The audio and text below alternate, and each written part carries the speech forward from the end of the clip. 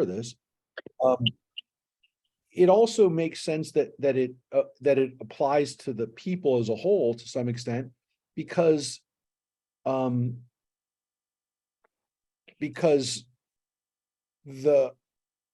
offspring the offspring being able to continue seems to be the more important issue. And that would make sense if we think about it from the standpoint of that the Israelites are not going to go anywhere, that the Israelites are going to continue to exist, and that whoever this is going to be able to is going to see future generations and know that essentially their legacy is continuing in it doesn't seem a metaphorical way. It doesn't seem like it's well, all the people that are Christian are now the people that are his portion, if you will, or that are his offspring. If you look at it,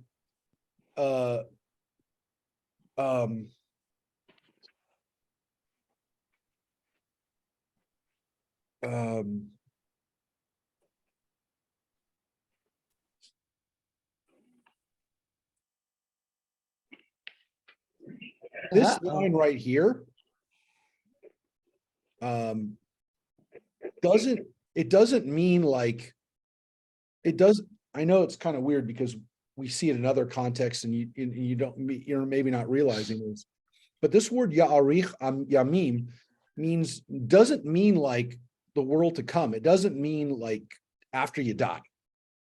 It means for a long time. Days mean yamim is the Hebrew word for days. Ya'arich yamim means the length of your days, or a long, many days, a lengthening of days. So it's not like it's not, and it will happen, and that that they go to heaven, or that it happens after you die.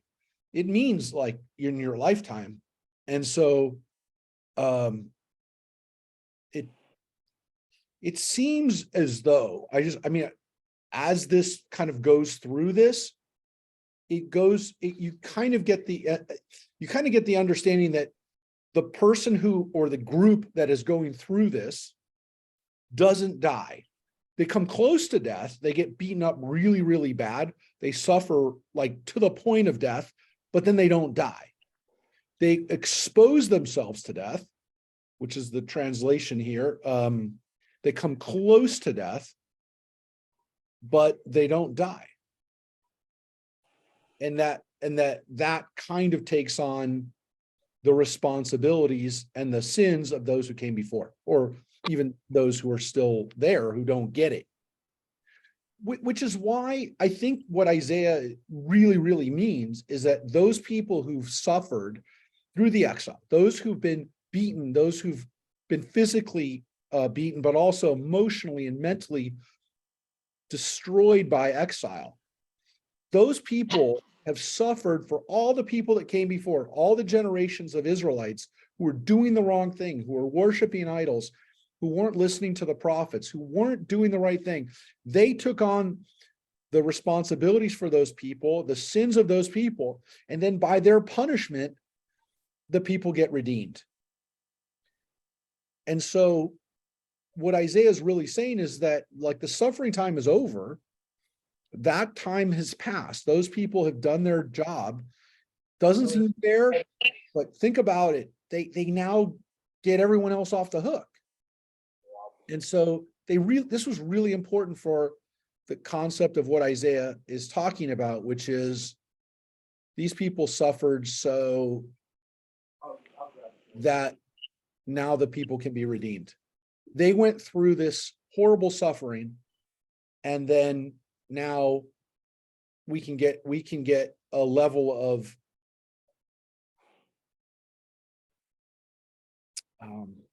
salvation that it's been paid. Does everybody get that? Yeah. Do you think it sounds familiar? Well, it should, because there are about 10,000 young kids, and I just was texting with one of the leaders who are in Israel today, because they just came back from the March of the Living in Auschwitz last week.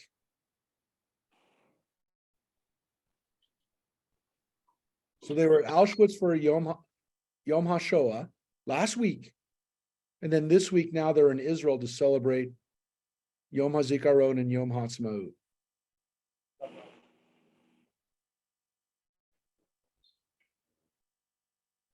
Israel decided that Yom HaShoah would be a week before Yom HaTzmaut. They decided that a week before, exactly a week before. Yad Vashem has these words from Isaiah on the wall. So there was 100% understanding that this has been transpiring over the last 100 years in Jewish history. That the suffering of the Jews during the Holocaust, the unbelievable, unconscionable, I mean, literally even to this day, the more, again, the more we go, the more we talk about it, whatever, it's still incomprehensible, the suffering of Jews during the Shoah, that was this. That was the guilt of many. That was a payoff. That the understanding that the Shoah, the Holocaust, any price that had to be paid for our salvation was paid then. And that's part of the narrative, folks. You can like it, you can not like it, you can have a problem with it, you can wrestle with it, you can go back and forth on it, you can stay up at night thinking about it like I do sometimes, but it doesn't change the fact that people read this and don't think about it. You can't, even if it wasn't established as part of the narrative, even if it wasn't part of the holiday cycle, even if it wasn't something that Israel and the worldwide Jewish community understands, even if there wasn't Yad Vashem in Israel, how could you not? I mean, strip it all away and say it's all propaganda. How could you not? How could this thought not come to you? Did the world not at some point after 1945 say, you know what? The Jewish people deserve to have a homeland. What more can we say? Look at the smoke is still coming up from Eastern Europe. The ashes are still in the air. So I don't know what to tell you. I don't say it's a justification. I would never say that. Never say that. But I would say that you can understand why some people say it is. And why some people will say it's connected. So,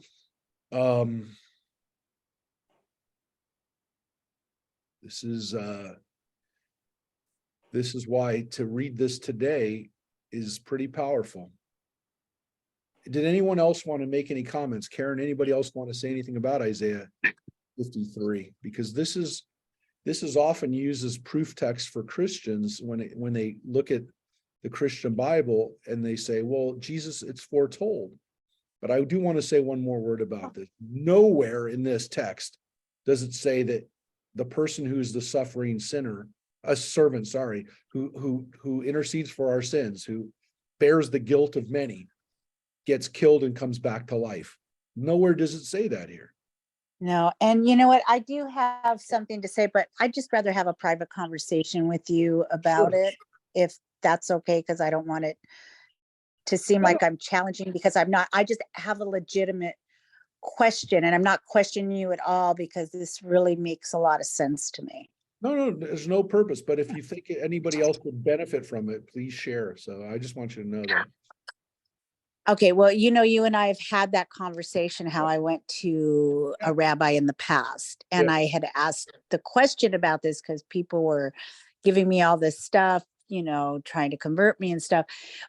But the one thing they brought up was somewhere in Isaiah 44 or 45, and I think you read it where it says it refers to Jerusalem as a she, and 53 refers to Israel as a he. But see, what you said today made sense. But that was at the point that the rabbi told me, get out of here. They didn't want to have the Well, conversation with. listen, it's such an easy answer. I mean, I don't want to minimize. It's a it's a great question. But the person, I actually just read it in this Blankensop Isaiah, the personification of Jerusalem or of Israel or of the people as a woman and as sometimes as a guy, they have no, Isaiah has no issue with it. And that's why nobody should, well, it's a different Isaiah. It's not, because sometimes, sometimes Isaiah compares the Jewish people to a man and sometimes to a woman.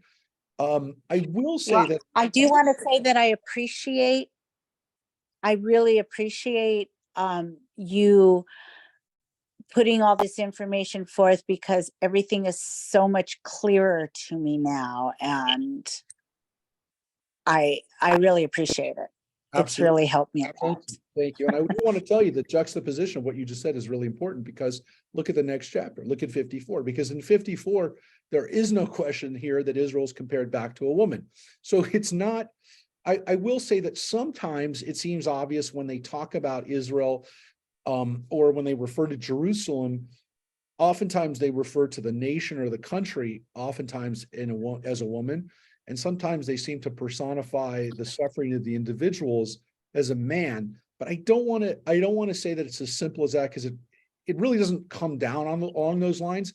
And what difference does it make? Because at the end of the day, Isaiah is using both. Isaiah is using both anthropomorphisms of saying that sometimes it's a man and sometimes it's a woman. And I think that's kind of cool, because if I'm a man or if I'm a woman, I'm reading this text and I understand the text, or it speaks to me in such a way that well, I mean, not that any of these, well, yeah, this one can only happen to a woman, but there's a lot of times that again, when you think about this man being beaten to the point of death, people would probably say, "Oh, I've seen that happen." And when a guy gets captured, a prisoner, a inmate, they're going to beat the guy and they're going to almost beat the guy to death, because again, there's this kind of like boundary of like, we want to punish the guy, but we don't want him to die. But we want to punish him, but he's almost going to die, and we're going to just flog him just to that moment where he doesn't die. And that was actually a fairly common, like, that was a common thing that they would do with people, is say, okay, well, this person gets lashes, and we're going to make sure that by the end of it, the guy can't even stand up. It wasn't like, well, we're giving you 40 lashes, and at the 40th lash, was just as, you walk away and you got your 40 lashes. By the end of the 40 lashes, the idea was the guy couldn't stand up anymore. And that is in there, and that punishment, at least publicly, didn't happen to women, not least in Jewish tradition. But the lashes that somebody would have, and they would see it in some cases in public, definitely was powerful imagery for the people reading this, because the Babylonians did it, the Persians did it, and the Torah even has lashes as a punishment. And definitely the Talmud does too. There's actually a whole tractate of the Talmud called Makot, which is all about, it's not all about, because none of the tractates of the Talmud are all about what they're about, but Makot is called lashes. It's about punishments, and some of the punishments in the Talmud were lashes. So people knew that kind of pain. This kind of pain was definitely for a woman, and so this is chapter 54. This one is actually a haftarah for us. We read it for Parshat Ki Teitzei, which we usually read in August, September time. We read it as part of the 7 weeks of consolation. after Tisha B'Av. And to me, this one, chapter 54, is kind of, in some ways, the most beautiful consolation. And yeah, it's usually read just a couple weeks before Rosh Hashanah. So when people in synagogue hearing these words, as they're getting ready for Rosh Hashanah, it would give them hope, and it would make them make us feel a little bit better. And I think it's just beautiful poetry. So these next two chapters have some beautiful poetry in it. We're going to take a look, because some of it will sound familiar to you. So let's look at chapter 54. And for anyone who's dealt with infertility, the Torah definitely deals with infertility, as we know, because Genesis, all the matriarchs that we read about, except for Leah, deal with infertility. Sarah, Rebecca, and Rachel all deal with infertility. And so let's take a look. Shout, O barren one, you who bore no child, shout aloud for joy, you who did not travail, for the children of the wife forlorn shall outnumber those of the espoused, said the Lord. Enlarge the side of your tent, extend the size of your dwelling, do not stint, lengthen the ropes and drive the pegs firm, for you shall spread out to the right and the left. Your offspring shall dispossess nations and shall people the desolate towns. Fear not, you shall not be shamed. Do not cringe, you shall not be disgraced. For you shall forget the reproach of your youth and remember no more the shame of your widowhood. For he who made you will espouse you. His name is Lord of hosts. The Holy One of Israel will redeem you. He is called God of all the earth. Yeah, and so it seems here is that when Israel is in that situation where they are in exile, where they're not strong, where they're not able to be kind of who they're supposed to be, which again, here is compared to a woman who can't have children. But it's going to be okay. You're going to have children. And to some extent, why this works, why this metaphor works, is because God is your husband. So this is like a relationship that is being reconsummated. And what's interesting, of course, is that this was read as a Haftarah. It's still read as a Haftarah. It was chosen and it was picked not because of its relationship to the Torah portion. Why? Normally our Haftarot are based on the connection that they have, the words of the prophets, to some part of the Torah. Here it's because of consolation and having our reconnection with God after Tisha B'Av, the 7 weeks of consolation, of reconnection. Those 2 months or so of coming back to God, returning to God, and feeling this. Well, men who chose that, and men who read this for the most part, who read this in the synagogue, and now the Haftarot, the now boys and girls who read this, would see this. What's interesting, though, I want to point out, is that the men saw this and had no issue reading this and saying, we see ourselves as a woman who is reconnected to God, who's remarried to God, who's reconsummated to God. That's the way they saw this, the way they saw themselves. No issue with that. So that's why, for somebody to be dismissive or not to engage in it, it seems strange, because it wasn't a woman who chose this. There was not a woman who said, this shall be your Haftarah. It was the rabbis who said this. They wanted this read. The Lord has called you back as a wife, forlorn and forsaken. Can one cast off the wife of his youth? Said your God. For a little while I forsook you, but with vast love I will bring you back. In slight anger, for a moment I hid my face from you, but with kindness everlasting, I will take you back in love, said the Lord, your Redeemer. That's beautiful. Hallelujah. Yeah, that's beautiful, right?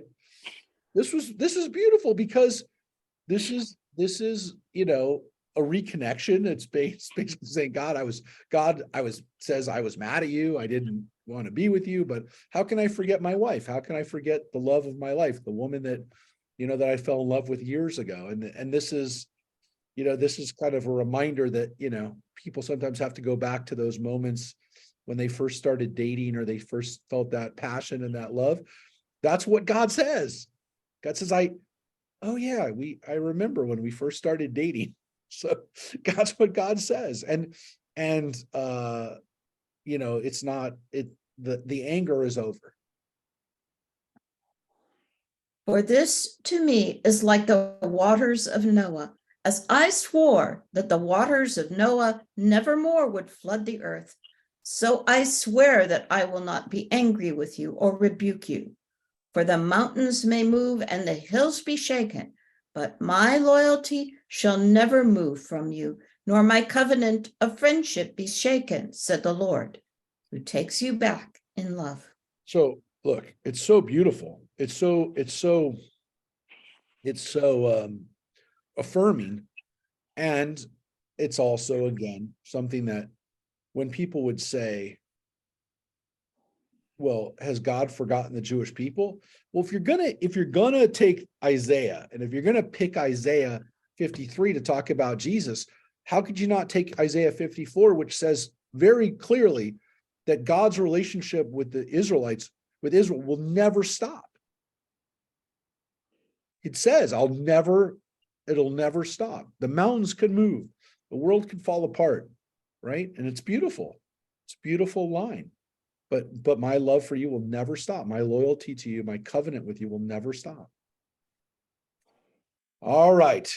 It's a beautiful idea, and it's a beautiful thing that, again, people in the Christian community will not oftentimes quote this now to say that God has still chosen the Jewish people, but for a long time it was not talked about and it was not quoted, but now it is.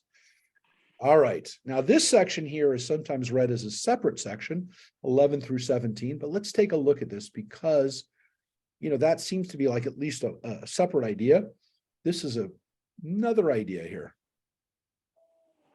Unhappy, storm-tossed one, uncomforted, I will lay carbuncles as your building stones and make your foundations of sapphires.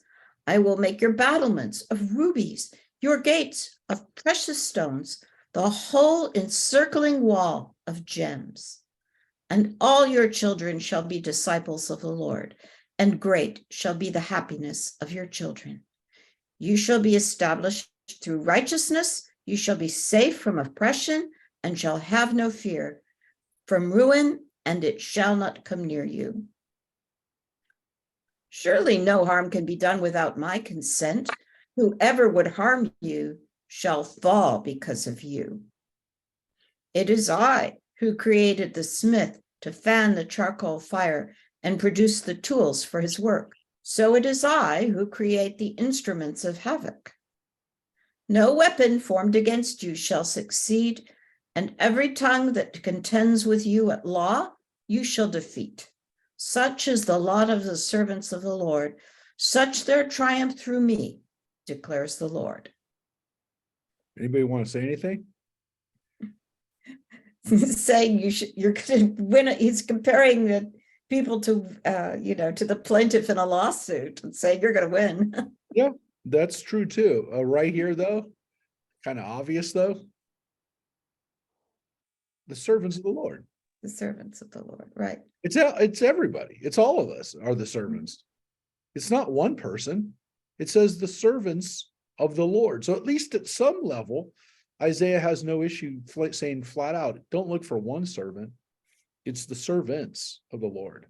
So if there's one person at one time, yeah, but remember, sometimes when you're talking in poetic terms to people, you're sometimes saying to the person, first of all, if you're addressing a group of people, right, you say, you can change that. in the sense that sometimes you say this is what's happening to you as a person, and then sometimes you say all of us or all of you, right? And here it's very clear that it's plural, right? So it's Avdei Adonai. It doesn't say Eved Adonai. Eved would be one. Avdei Adonai is plural. Avadim Adonai. Avadim Shal Adonai. So it's clear that it's many. So the fact that when you talk to one person, when you talk to a group of people and say, you're that person, and then you would also at in some cases say, we're that people, we're those people, we're the people. So there is a real sense that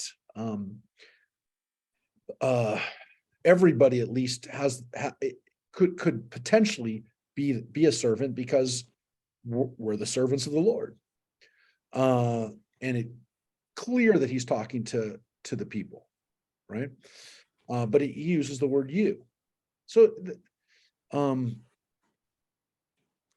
it's clearly not an individual, it's a group.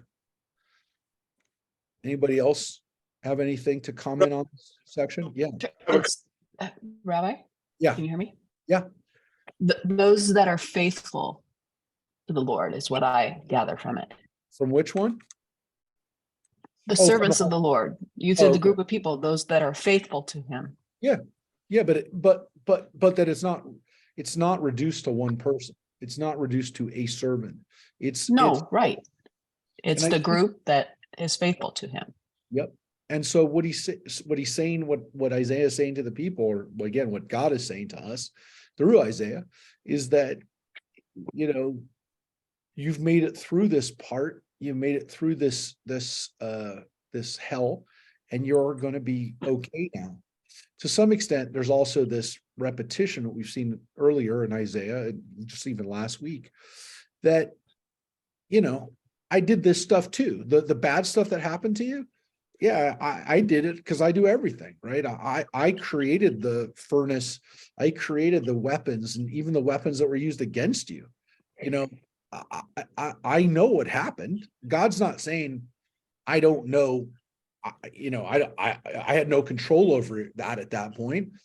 If God controls everything and God makes everything, then God made the situation that happened, which is not necessarily the theology that people want to hear, but that's what Isaiah says. That's what the Bible says pretty much continuously in all the prophets, and to some extent from the beginning in the Torah, we get that, that God says, look, in Leviticus, in Deuteronomy, God says, I'm going to create this stuff to punish you, and you're going to get punished if you do it. And I created it. I'm making it happen.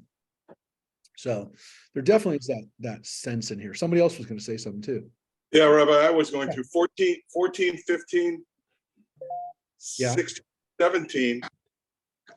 How do you weave that all into people are in control of their own destinies? Right? If you go to 14, right? Yeah. Shall be safe from oppression, right? Yep. Shall have no fear. So how do you weave that in with all the horrible things that happen? Go down to 17. Yep. So that statement that people are in charge of their own destinies, I find it very hard to. Well, the point is that, and again, this kind of goes with the translation that Glory's reading, that it's the people who are faithful, the ones who are actually doing the right things, that have to, and that's where their control, that's where their free will is, because they could decide whether to do it or not. Well, okay, then let's. But wait, John, what about all the people? What about all the Jews that went into exile into Babylonia who just said, I'm done with this stuff now. Who cares about God anymore? Who cares? I mean, look, God punished us. He drove us off, and I'm done. I don't need that God anymore. So, I mean, how many Jews, Israelites, disappeared into exile and just became Babylonians or just became Persians? I mean, we have to assume that, if not the majority, a good chunk of people said, hey, if God is so powerful, then why didn't he stop us from being exiled And that was the normal thing that happened up until the Jews was, well, if your God beats my God, then your God is better than my God. So I'll start worshiping your God. It was the first time where people said, well, wait a second. And we've read it because we read it and I showed it to you. I showed you the Moabite stone, the Mesha stone. Mesha says our God was mad at us. Chemosh was mad at us and allowed us to be delivered to the Israelites. The same thing we would say. The difference is that when the Ammonites and the Moabites got exiled, they disappeared. With the same people, the Babylonians and the Persians made their way through those countries, those people disappeared because for whatever reason, they didn't come up with a theology like we did, which is that, you know what, we screwed up. We had the ability to know better. We should have known better. We didn't. God punished us, but God will take us back, and God actually wants us to survive even without our country. The Jews were the first people to do that. The Jews were the first people to come up with a theology that said, well, wait a second. If God is the God of everything, then God also made our destruction and God can make our restoration. And that hope, that little bit of like that one twist, which was, but God hasn't given up on us. That's what made Judaism a religion. That's what made us still exist and not become like the Ammonites and Moabites. The first people to ever say, well, maybe not only do we deserve it, but we can do better, and then God will take us back. So that's what created a different religion, created us, and to some extent changed humanity. I mean, that's the moment where humanity finally said, well, God isn't just in a nation. God isn't just like whoever has the most powerful God is the most powerful person, and then their God, they must be chosen by God. We were the first people to say, well, maybe not. Maybe God will give us another chance. And by the way, that hope, and there's a famous book that was written a couple of years ago called The Gift of the Jews by Thomas Cahill, who's not Jewish. He wrote that idea. He wrote the book How the Irish Saved Civilization. So then he decided he wrote that book as an Irishman, and then he tried to figure out, well, okay, that's how the Irish saved civilization, but would there be a civilization if it wasn't for the Bible and if it wasn't for the Jews? And so his book is one of my favorite books about Judaism because he actually explains how, and again, he does it as a Gentile. He explains how Judaism changed the course of humanity by giving that little twist. And that twist, by the way, John, does allow for, it kind of has as it's, you need to have free will. Because if God makes all this stuff happen, what are you going to do about it? What are you, because if the nation is over, you kind of write it off and go, okay, now I'm gonna write it out with this other nation. And then you just go from nation to nation and write it out and just say, yeah, whatever, it's not, doesn't matter to me if my kids worship Baal or if my kids worship, if my kids worship Marduk or if my kids worship Ishtar, doesn't matter to me. Where were they? Where were the servants in 1933? Well, that's the, Listen, I hate to poke the bear, but where were they? no, that's the answer. The answer is that the suffering, that's what I'm saying, is the people who say that the Holocaust happened in order for us to have the redemption, the suffering had to happen again in order for us to have the redemption. That's part of the myth. I mean, that's part of the, that's part of this theology, which is people go through suffering in order to, now, John, the bigger issue for me is, what the heck did we do that was so bad that we had to be punished during the Holocaust? Right? So that's what bugs me about that theology. But it's bigger than that. No, the door's basically shut. But any of that stuff, any of the punishment that we had to endure, you're right. The not being able to come to the United States, or not being able to come to anywhere, Western Europe, Canada, whatever, that is all part of the narrative that says that God punished us during that period of time, and that was the end so that we could be redeemed again, that everything else falls into that narrative. So any of the bad stuff that happened, yeah, God let that happen. God made that happen so that essentially innocent people would suffer so that we would then be able to be redeemed. That's the theology. Not that those people who suffered deserved it, right? They're the suffering servants. They're people who don't deserve the suffering. They bear the guilt of those who came before.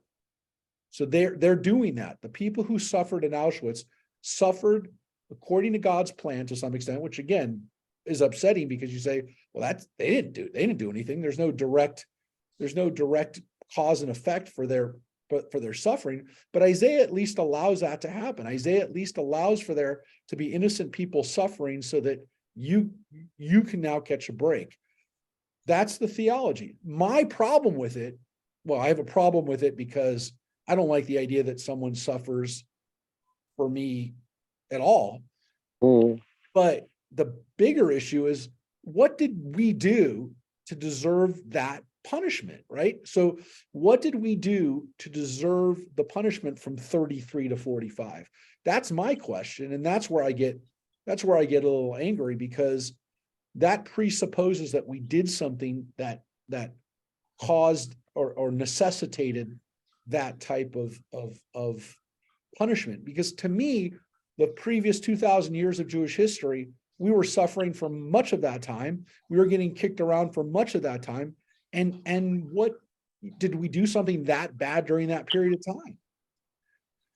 So I will just tell you, John, if that theology works for people who are traditional today, right? If they're primarily Orthodox, ultra-Orthodox Jews who say that, their answer is the reason that we suffered then in 1933 to 45 was because Jews had given up their tradition over the last 150 years of assimilation.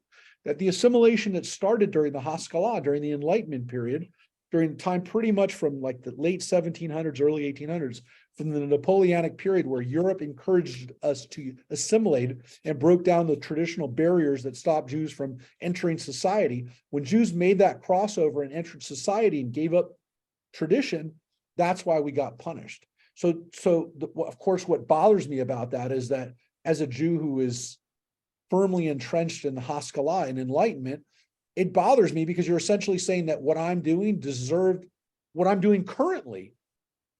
Kids were gassed in the concentration camps because of that. So yeah, I have a problem with it. I have a problem with that theology, but there are people who espouse that theology. So that's why it gets even worse to some extent. So you asked the question about free will. I'll tell you, it goes beyond that, because to some extent, if this is the theology, then it leads to some really dark places. And it leads to a condemnation of your way of life, which to me, man, if I really believe that the way of life that I'm living caused kids to die, I'd feel terrible. Again, it's because they lived that life from the 1900s to whatever. And by the way, up until 1933, I still had family that was pretty observant. And so they were doing the right thing, supposedly, by those calculations. But again, innocent people will be punished according to this theology. According to the suffering servant theology, they will get punished. Those people will get punished. So that's a rationalization and a way of viewing suffering, which works for people and it fits into their system. So how do people? It's a closed system, which makes sense to them. It works. It works. And it of course entrenches observance, because it says, if we don't get other people to be observant, we're going to wind up doing the same thing again. We're going to wind up being, God's given us this opportunity to draw close to Torah. And if we don't do it now, we're going to wind up suffering again. If the servants in 33 were reading the Bible, right? They didn't read this very closely, did they? Why? What do you mean? It's not just Jews. Oh, are you talking about the people who are perpetrating the Holocaust? No, the people that were in charge. Well, those, of course, but obviously they were They were false servants, obviously. I'm talking about the people that slammed the doors. Yeah. They But- never but- knocked on the door and had a door slammed on them. They know what I'm talking about. Yeah, no, I hear you, but you know what's interesting about that is that you know it only makes sense. I'm laughing because it only makes sense if you see the whole picture. If up until 1945, people thought who cares? It only makes sense after 48 when Israel reestablishes itself and becomes a power. Up until that time, you're like, well, it doesn't seem like anybody's intervening on behalf of the Jews.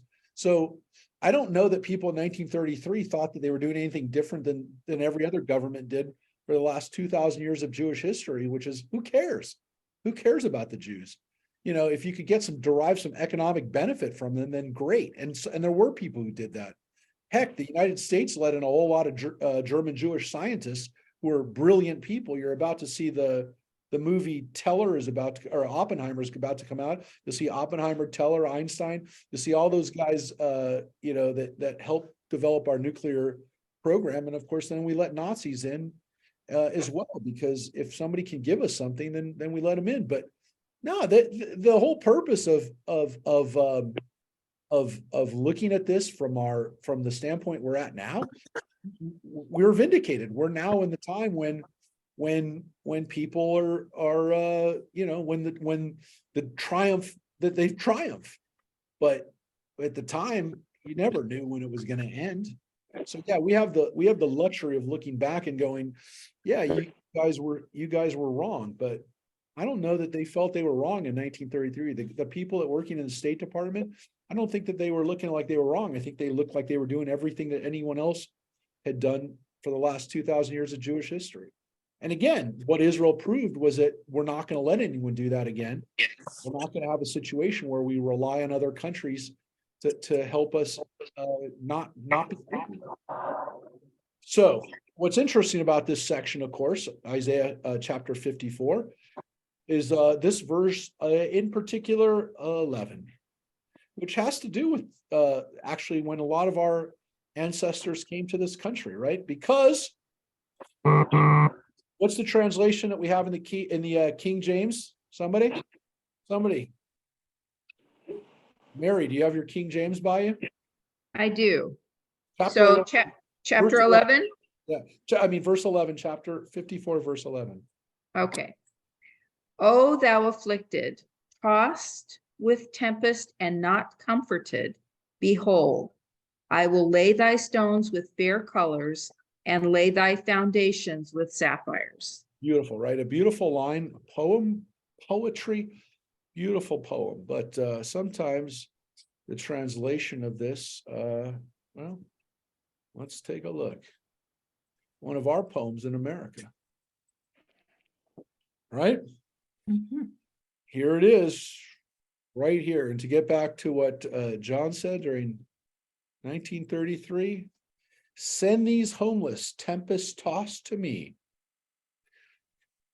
So Emma Lazarus, the young Jewish woman who wrote this poem, the contest to come up with a poem to describe Bartholdi's statue, right? The new Colossus. This young Jewish woman said, you know what? I think our Bible has something to say about this. And so she turned to Isaiah. She turned to Isaiah chapter 54. And again, kind of some of the themes from the Bible. And we know the part a lot better, right? Give me your tired, your poor, your huddled masses yearning to breathe free, the wretched refuse of your teeming shore. So the idea was that the United States, and especially again, for Emma Lazarus, her family had already lived in America for a few generations. She was a Sephardic Jew. She wasn't like the Ashkenazi Jews that most of us, who came in the late 1800s, early 1900s. Her family had already been in America for a few generations. And so she represented an interesting vantage point where she saw the beauty of America, but she also saw the beauty of America from these people who were coming in who were not wealthy. These were not immigrants who were coming over with money and with skills and with education. And what was so beautiful about her poem, The New Colossus, is that it is a complete repudiation of Greco-Roman thought. Because what was so amazing about this statue, the New Colossus, this statue that was a Greco-Roman statue, right? So the statue style is Greco-Roman. It's neoclassical. It's a statue of the goddess of liberty, the Roman, a Right? pagan goddess. So it's a literal pagan statue, Roman style statue, right? It's a Roman style statue, and it is evocative of the great lighthouses that existed in places like Alexandria or Rhodes or some of these Greek and Roman cities and colonies that had these amazing statues. The lighthouse at Pharos that were considered to be the wonders of the ancient world. This was supposed to be the new version of it for the new and up and coming country that America could be. And what did this young Jewish woman say? It's not going to be like that. It's not going to be like the brazen giant of Greek fame, with conquering limbs astride from land to land.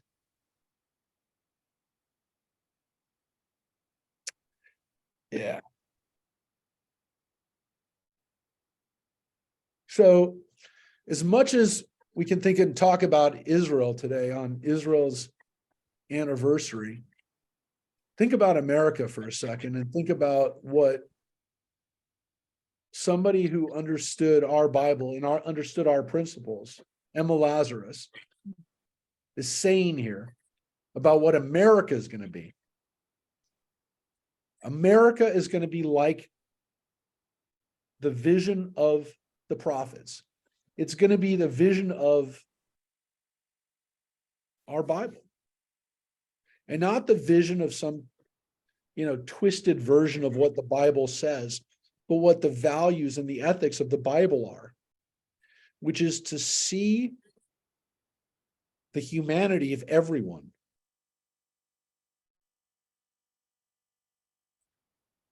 The New Colossus, this Statue of Liberty, is not a statue of power. It's not a testament to a country that's going to be militarily and economically stronger than every country, which it is. That's going to happen anyways. That's going to happen because of this, actually, because this country is going to be open to people from around the world. But this country is the mother of exiles. That's the whole, that's all of 2nd Isaiah. And so this is a personification of liberty, of redemption, of being able to save the most vulnerable people as a woman, as a mother. Especially, again, what you see here from the beginning of chapter 54.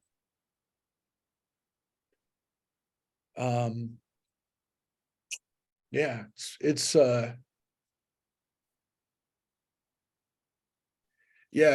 I get pretty emotional about it because I think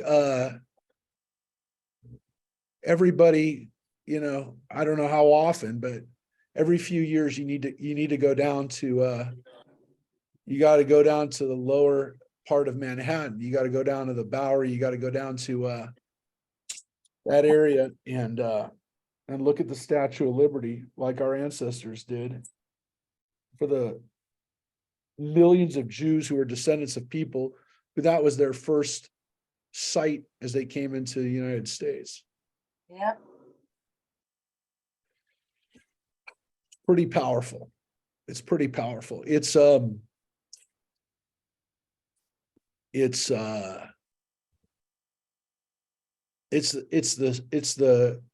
coming to fruition of Jewish values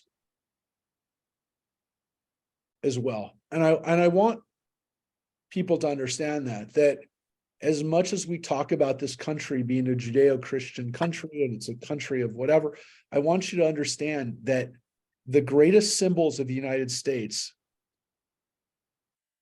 we talked about how the Liberty Bell has a line from Leviticus in it, on it, Leviticus chapter 25, proclaim liberty throughout the land, that this Statue of Liberty bears a modern twist on Isaiah chapter 54. And to some extent, the prophetic words that this country is going to be powerful because of the immigrants. It's going to be powerful because these people that nobody else wants are going to turn this country into a powerhouse. Yeah. So, this is an amazing poem. The fact, I forget how old Emma Lazarus was when she wrote this, but that by itself is like insane, that a young girl wrote this poem, a young woman wrote this poem. But again, inspired and borrowing the words from Isaiah and from the prophets. And when you understand again what she was referencing in the context of it, she's saying that to some extent that this is what, when Isaiah is talking about this, she's absorbing it and she's turning it into her own version of it. But she's saying that because Isaiah said it, God's going to turn these humble people, they're going to be turned into people whose foundations, whose cities are going to be, precious stones.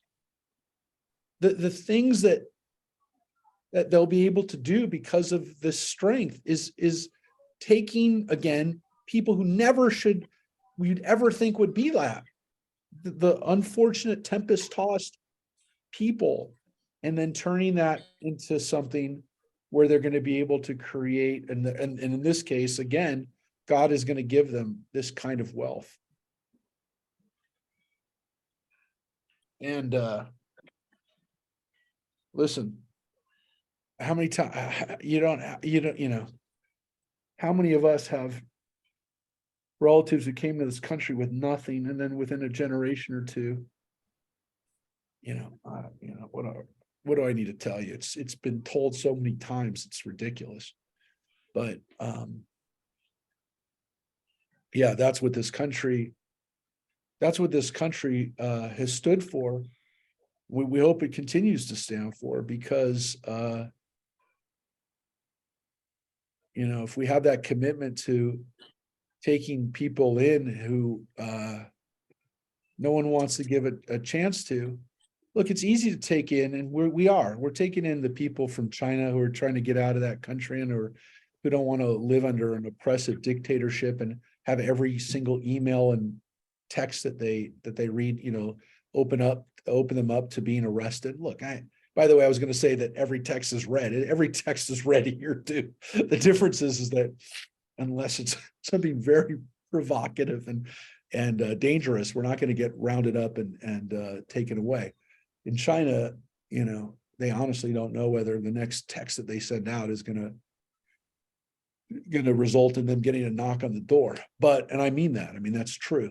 So yeah, those people will come here. Those people will get out of their countries. The people are going to continue to get out of Russia, that are engineers and that have something to offer. That's an easy one. That's a slam dunk. That's the easy part. The hard part is knowing that just because somebody comes to this country with nothing, if this country is true to its ideals and true to the possibilities of what it can do, then the kids who come over with nothing from, some part of Latin America or some part of Asia, those kids could wind up, creating the next vaccine or creating the next multi-million dollar, billion-dollar tech, So let's hope we can continue to do this. But yeah, I get emotional when I think about it, because we forget how blessed we are that we're the descendants of these people who came to this country with nothing. That's true. I'll tell you, one of the most dramatic emotional moments I had looking at the Statue of Liberty, I saw about 5 years ago. Yeah, it was 5 years ago. I went and saw, and I hope it comes to Los Angeles. I really do. I've been talking about this for a while. I hope it comes out. I saw the Yiddish version of Fiddler on the Roof. Now you're going to say, well, wasn't that like the original version? No. The original stories of Tevye were written in Yiddish, right? The Shalom Aleichem stories were written in Yiddish. The musical was written in English, right? It was written by American songwriters and American lyricists, and the story, was written by Americans.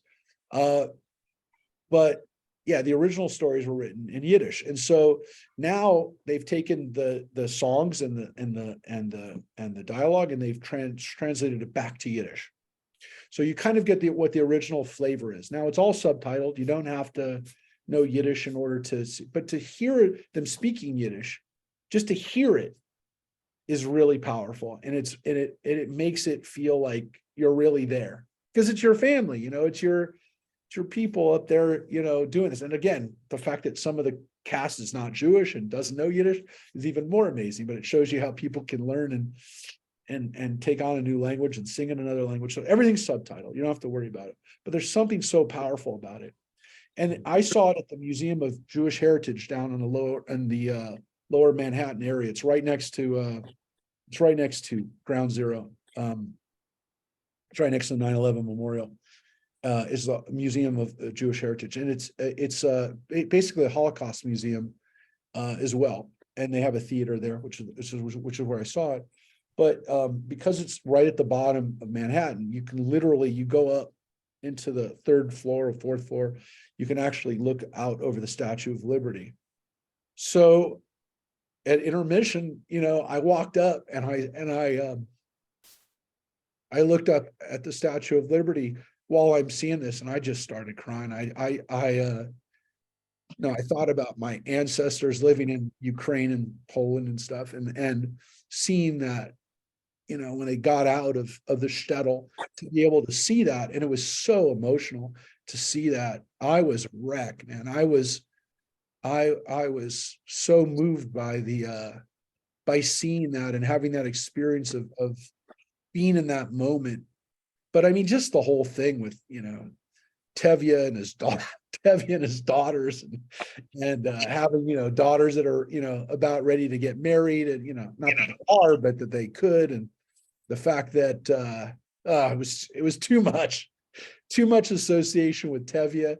They sing,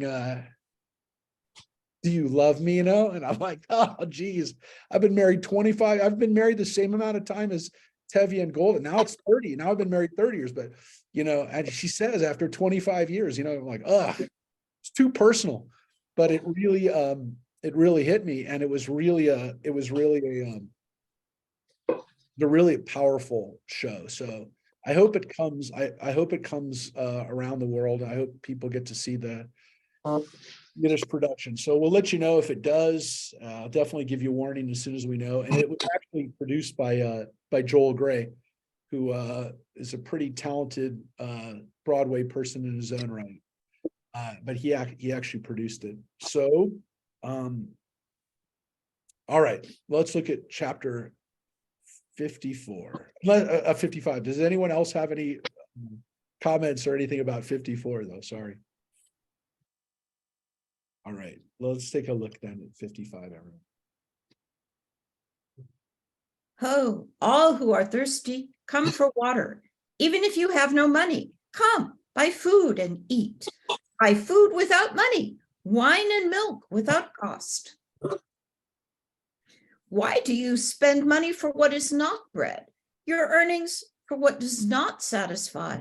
Give heed to me, and you shall eat choice food and enjoy the richest viands. Incline your ear and come to me. Hearken, and you shall be revived. And I will make with you an everlasting covenant, the enduring loyalty promised to David. So clearly, this is not really just not about food. It's about hearing this message. And so chapter 55, we're going to see is a message of what, and again, some people feel it's the last chapter in this section of Isaiah, but this is kind of a recognition that this prophecy out here that I'm giving you is for you, right? It's for your benefit. And what's of course interesting here is we've heard the word Jerusalem used, Zion, but here it says specifically enduring loyalty promised to David, covenant. David is called out in particular. So it's not just again, it's just not, we haven't seen it a lot where David has been called out in particular. The idea that this Davidic line, that this line is still around, that there's still going to be a continuation of that connection. As I made him a leader of peoples, a prince and commander of peoples, so you shall summon a nation you did not know, and a nation that did not know you shall come running to you. For the sake of the Lord your God, the Holy One glorified you. Seek the Lord while he can be found. Call to him while he is near. Let the wicked give up his ways, the sinful man his plans. Let him turn back to the Lord, and he will pardon him. To our God, for he freely forgives. For my plans are not your plans, nor are my ways your ways, declares the Lord. Yeah, that's a pretty heavy line, right? For my plans are not your plans, nor my ways your ways. It means, God does work on a different level, right? Our understanding of the way things should happen are not necessarily the way God sees it. So, to get to this issue of free will, yeah, we go along on our path and choose the directions we go, and God's going along in the directions that God is going. Of course, the implication is you should be on the right path, right? You should be doing you should be going your way with God. But there also seems to be this understanding that God's plan is much bigger. God's ways are difficult for us to comprehend, and so we can't understand all the plans of where everything fits where it does. But there is this understanding that if you try to make your way the way that part of God's plans, then well, it's God. So if your plan is, there's a famous line in the Talmud that if you make your way God's way, God will make your way his way. So so there's this understanding that if God's plan then God's plan is well, I guess they become one and the same. So that's the idea, that you should synthesize your direction with God. You should have your calendar should be God's calendar. So that's the the other way of looking at things that again, sometimes they're bigger, it's too big for us to comprehend, but also if we can comprehend it, if we make it our way, then I guess we feel like we're on the right path. But as the heavens are high above the earth, so are my ways high above your ways, and my plans above your plans.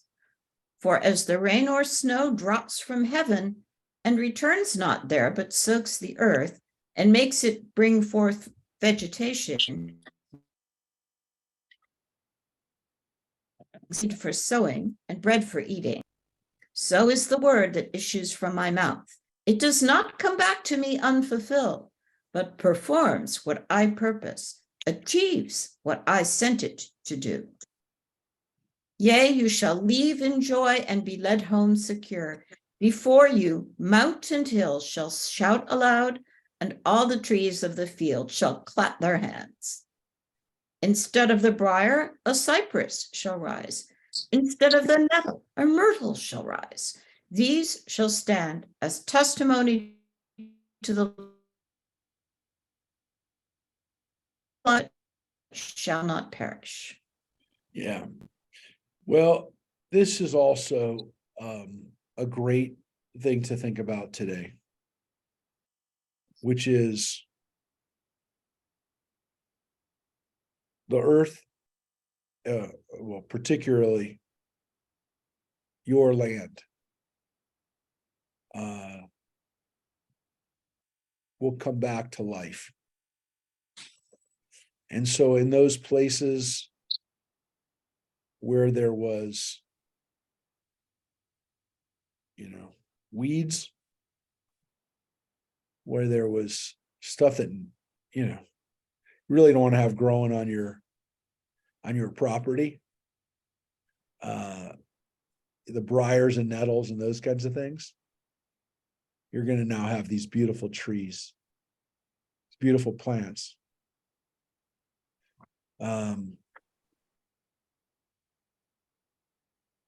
This has also been part of the restoration of Israel during the last 75 years. This idea that areas that were completely unusable would they'd come back to life. Areas that nobody could grow anything would come back to life. Places where, again, they were just weeds, those places would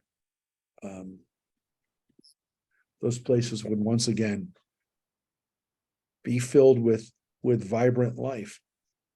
And that's part of what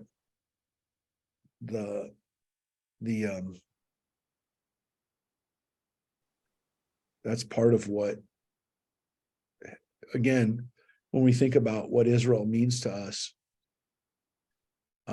this is what some people say is the modern fulfillment of Isaiah, what's happened in Israel in the last 75 years. So there are people who take this very seriously, that when we're doing this or we're making this happen, this is a sign, right? And it's a testimony to God.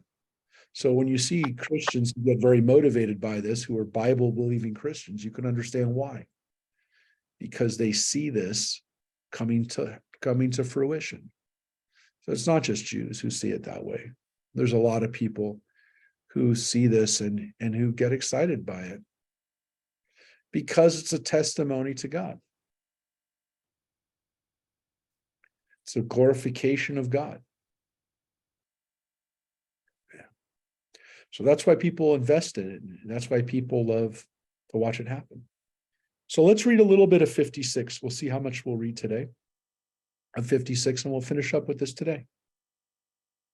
Thus said the Lord, observe what is right and do what is just, for soon my salvation shall come, and my deliverance be revealed. Happy is the man who does this, the man who holds fast to it, who keeps the Sabbath and does not profane it, and stays his hand from doing any evil. Now,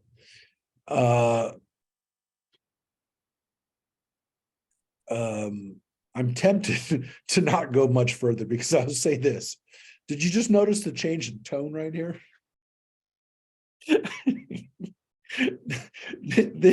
This all of a sudden went back to or took on another tone, right? Because all of a sudden now there's preconditions. And I would say, like, I want to get too help. First he was saying the servant is going to take away all your sins, and now he's saying you better act right. Yeah. Now it's a different tone. And so 55 ends with this kind of beautiful, come, take in this prophecy, take this in, it's free. It's not, it's for you. It's going to keep you healthy. And then we get this. Now it's not bad because, it's going to be good if you do it, but you got to do it. Well, let's read a little bit more. Let not the foreigner say, who has attached himself to the Lord will keep me apart from his people. And let not the eunuch say, I am a withered tree. For thus said the Lord, as for the eunuchs who keep my Sabbaths, who have chosen what I desire and hold fast to my covenant, I will give them in my house and within my walls a monument and a name better than sons or daughters. I will give them an everlasting name which shall not perish. Yeah. Now, well, let's read a little bit more, and then we're going to finish with this part today.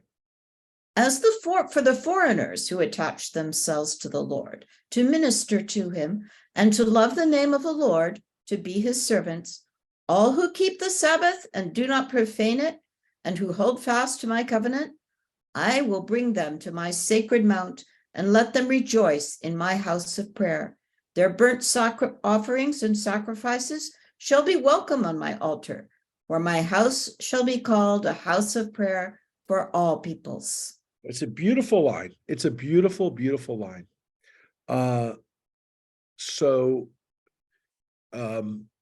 People who would normally not be allowed to come in are 100% going to be allowed to come in. People who are eunuchs who can't even have kids anymore, no, they're going to be like me. They're going to be they're going to get another reward because they'll be part of us.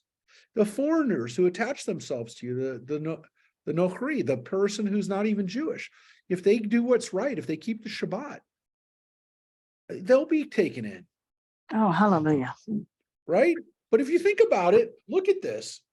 This is people who are literally going to be part of the people. And he says, don't think that you're going to be separated, right? The foreigner who attaches themselves to us is not going to be like, they're going to be part of you. They're not supposed to say that. They're not supposed to say that they're not going to, because they are. They're going to be part of our people. So that's a beautiful thing. Do not worry about it if you're in that position.